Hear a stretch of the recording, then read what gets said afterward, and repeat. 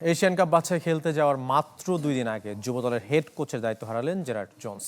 সহকারী কোচ আতিকুর রহমান মিশু যাচ্ছেন head coach হয়ে, যার সাথে কয়েক দফা মারামারি ঘটনা ঘটেছে জোন্সের।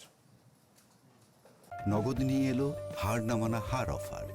সর্বনিম্ন 10,000 টাকা রেমিটেন্স নগদে পাঠালে থাকছে স্বর্ণের হার জেতার সুযোগ।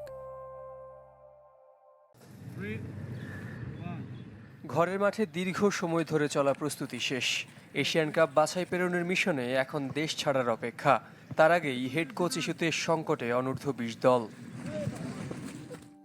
উজবেকিস্তানের পথে উড়াল দেওয়ার মাত্র 2 দিন আগে সরিয়ে দেওয়া হয়েছে আলোচিত হেড কোচ জেরার্ড জোন্সকে। তার পরিবর্তে দায়িত্ব সামলাবেন সহকারী কোচ আতিকুর রহমান মিশু, যার সাথে টিম হোটেলে হাতাহাতির ঘটনা ঘটেছে এই ইংলিশ ট্যাকটিশিয়ানের।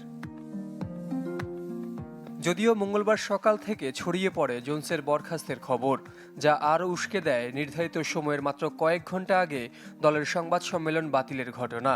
বিবৃতি দিয়ে বাফুফে জানায়, অনিবার্য কারণে হচ্ছে না বিকালের সেই সংবাদ সম্মেলন। কিন্তু সামাজিক যোগাযোগ মাধ্যমে ভিডিও বার্তায় নিজের বরখাস্তের খবর উড়িয়ে দেন জোন্স। ফেডারেশন থেকে বরখাস্তের বিষয়ে আমাকে কিছুই জানানো হয়নি। এই তথ্যগুলো কোথা থেকে আসছে তাও আমি জানি না। কিন্তু প্রশ্ন হলো, এসব করে কি লাভ? কেন কেউ ভুল বা মিথ্যা তথ্য দিয়ে দলের সম্প্রীতি নষ্ট করার চেষ্টা করবে? আমার ক্যারিয়ারে এমন অভিজ্ঞতার মুখোমুখি হয়নি।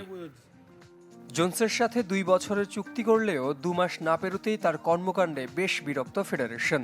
কিন্তু বরখাস্ত করলে গুনতে হবে জরিমানার বড় অঙ্কের অর্থ। তাই এখনই সে পথে হাঁটছে না বাফুফে।